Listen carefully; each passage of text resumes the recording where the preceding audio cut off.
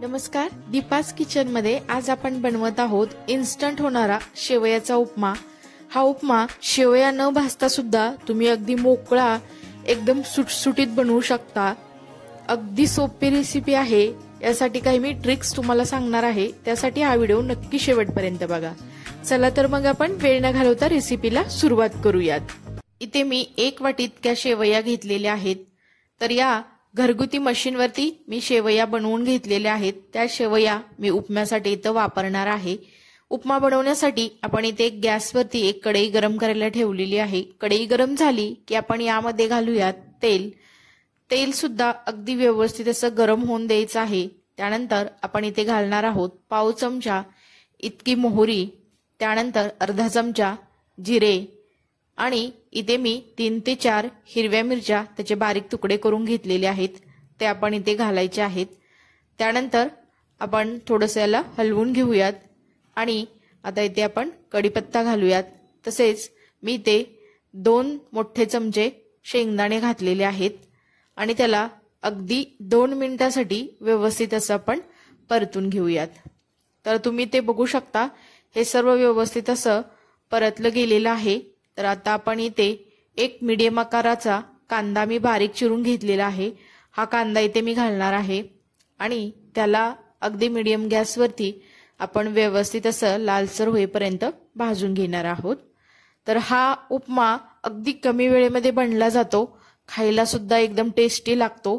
तुम्हाला शेवया सुद्धा भाजण्याची गरज नाही, इतका इन्स्टंट होतो।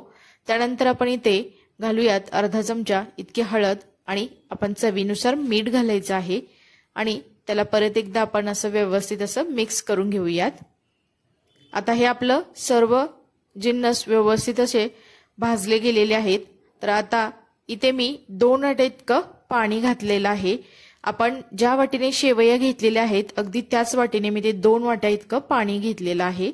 तर हा एकदम सुटसुटीत आणि एकदम मोकळा असा उपमा बनला जातो।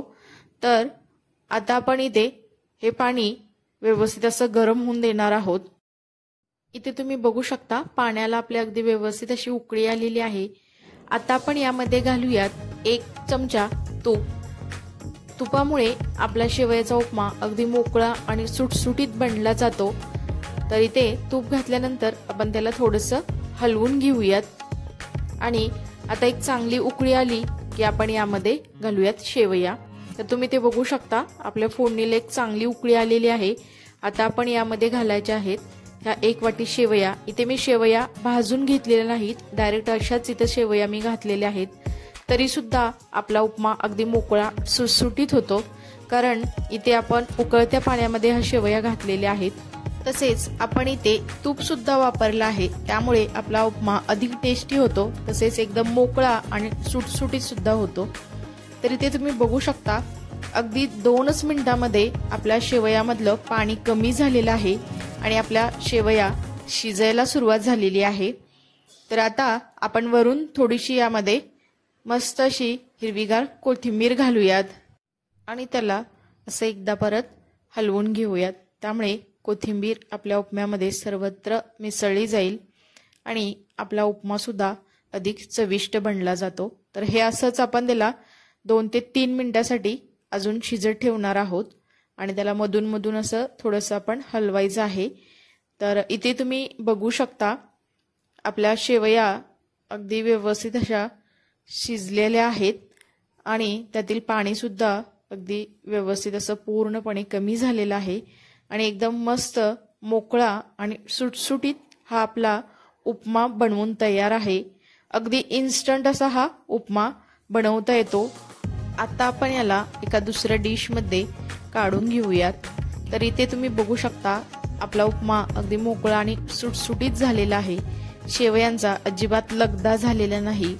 तर मी सांगितलेल्या महत्त्वाच्या टिप्स तुम्ही जर फॉलो केला तर तुमचा सुद्धा उपमा अगदी मोकळा आणि सुटसुटीत होईल आणि एकदम चविष्ट सुद्धा बनला जातो।